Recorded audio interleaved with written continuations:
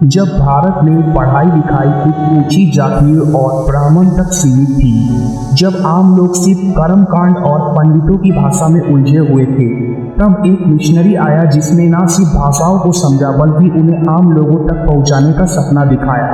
उस व्यक्ति का नाम था विलियम कैरी। विलियम कैरी पहला ऐसा इंसान था जिसने हिंदी भाषा को एक वैज्ञानिक ढांचे में ढाला।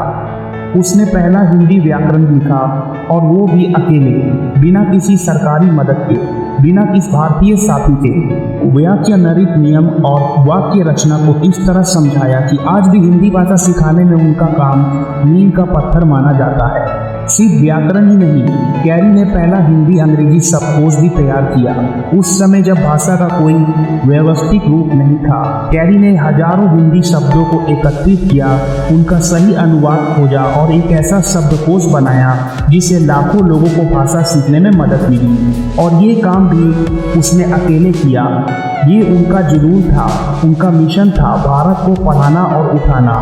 लेकिन कैरी सिर्फ हिंदी तक ही नहीं रुके, उसने भारत की कई भाषाओं की लिपियां का भी अध्ययन किया, जैसे देवनागरी, बंगाली, असमी। उसने उन लिपियों की वैज्ञानिक संरचना को समझा, उन्हें दस्तावेज किया और उस अध्ययन से भारतीय भाषाओं का मानकीकरण शुरू हुआ।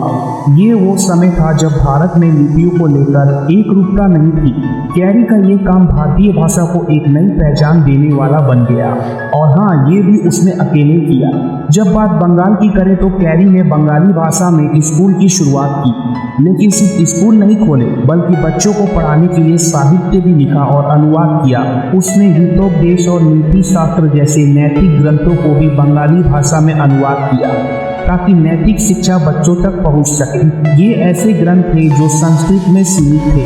कैरी ने उन्हें सरल बंगाली में पहुंचाया। उसने न सिर्फ शिक्षा को सरल बनाया बल्कि बच्चों के चरित्र निर्माण में भी बड़ा असर डाला। सोचिए, ये सब कैरी ने अपने दम पर किया, ना किसी राजा की मदद, ना किसी संस्था का फंड, बस एक मिशन, भारत को शिक्षित बनाना, भाषा देना और समाज को ऊपर उठाना। इसलिए विलियम कैरी को केवल एक मिशनरी कहना गलत होगा। वो भारत का असली भाषा सुधारक, शिक्षा का जनक और नैतिक साहित्य का सेवक था।